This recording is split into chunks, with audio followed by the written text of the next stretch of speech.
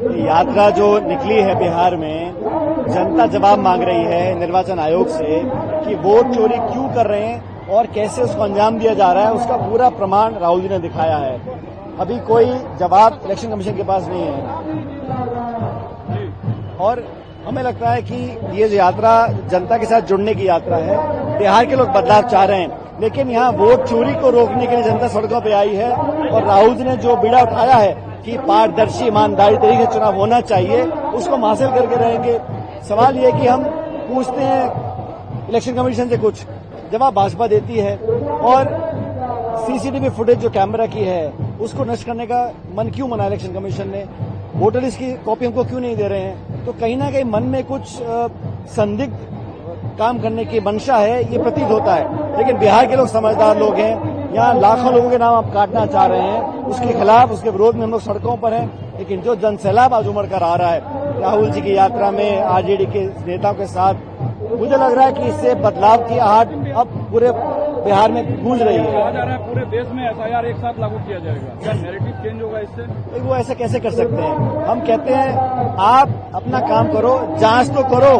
जो प्रमाण राहुल जी ने दिए हैं कर्नाटक के अंदर, उसकी जांच नहीं करना चाहते हैं। आप हलफनामा मांग रहे हैं, हम कमियां निकाल रहे हैं, गलतियां बता रहे हैं प्रमाण के साथ, उसको मानने से आप इनकार करते हैं। और बिहार के अंदर मैं समझता हूं जो आज एंटी इनकम्बेंसी है वो बदलाव चाह रहे हैं। भाजपा की और नीतीश जी की सरकार है, 20 साल से यहाँ पर लगातार वो सत्ता में है, लेकिन अब बदलाव की आहट हर घर में दिखाई दे रही है। हर वर्ग, हर जाति धर्म हमारे साथ है। लेकिन राहुल जी की यात्रा ने आज एक पूरा देश में एक संदेश दिया है कि हम मनमानी तरीके से निर्वाचन आयोग को वोट चोरी नहीं करने देंगे। इस बात पर हम लोग कायम हैं। क्या पीएम मोदी के मां का वाकई अपमान हुआ है? नड्डा साहब से लेकर अमित शाह तक सामने आए, एक जो वीडियो सामने है, क्या उसमें मैं उसकी निंदा करता हूं, उसकी भर्त्सना करता हूं। कांग्रेस पार्टी का उससे कोई लेना देना नहीं था।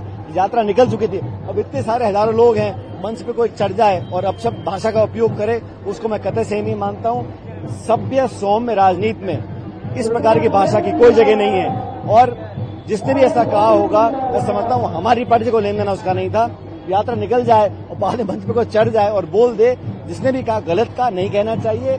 और संवाद में, चर्चा में, राजनीति में इस प्रकार के शब्दों का प्रयोग की कोई स्थान ही नहीं है। और हम लोग, हमारी पार्टी महात्मा गांधी की पार्टी है, हम लोगों ने कभी इस प्रकार की बातों को सपोर्ट नहीं किया, आगे भी नहीं कर सकते। अब तो भागवत साहब खुद कह रहे हैं कि 75 साल वाली कोई बैरियर नहीं है। अब कोई उन पर दबाव आया होगा। पहले तो कहा था उन्होंने एक बार कि एक समय होता है, उसके बाद लोगों को काम नहीं करना चाहिए। अब कुछ दबाव आया होगा कि अपने बयान से पलटे हैं। ये उनका अंदरूनी मामला है, मैं इसे पढ़ना नहीं चाहता हूं। लेकिन एक बात सच है कि जो दबाव अमेरिका हम पे डाल रहा है, उसको काउंटर करने के लिए जो स्ट्रेटेजी हमारी होनी चाहिए थी वो नाकाम रही है।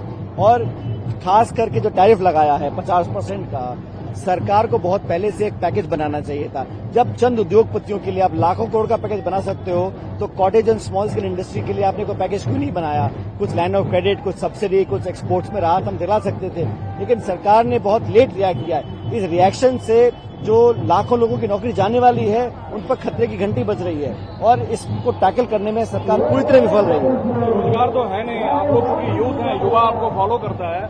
भागवत साहब ने एक परिवार को 3 बच्चा पैदा करना चाहिए। ऐसा है, हम लोग पॉलिटिकल पार्टी हैं, हमें जो देश के नौजवान आज ऐतिहासिक बेरोजगारी है उसका सामना करना पड़ेगा। और जो लोग सत्ता में बैठे हैं वो सिर्फ प्रवचन देंगे, लोगों को भ्रमित करेंगे और ऐसे कानून लेकर आएंगे जो विपक्ष को डराने धमकाने के लिए यूज किया जाए, उसका कोई जनता सपोर्ट नहीं करना चाहेगी। अभी भी जो बिल पेश किया है कि 30 दिन के बाद लोगों के पद चले जाएंगे, मैं समझता हूं 96% ईडी के जितने छापे और रेड हुई हैं विपक्ष के ऊपर हुई है और उनका कन्विक्शन रेट 1% है। तो आप आरोप लगा दें किसी को और जेल में बंद कर दें और उसकी बाद उसका पद छीन लें, मैं समझता हूं ये सिर्फ विपक्ष को डराने के लिए और संभवतः नीतीश कुमार जी और नायडू जी को जरा सतर्क रहने के लिए ये प्रकार का कानून बनाने की कोशिश कर रहे हैं। आप लोग इतने लिबरल क्यों हैं? जब मन होता है केजरीवाल को आप लोगों के नाव पे सवार हो जाते हैं। आप कह रहे हैं कि हमारे सारे नेता को मुझे जेल भेजा गया और गांधी परिवार को छोड़ रखा है नेशनल हेराल्ड केस में।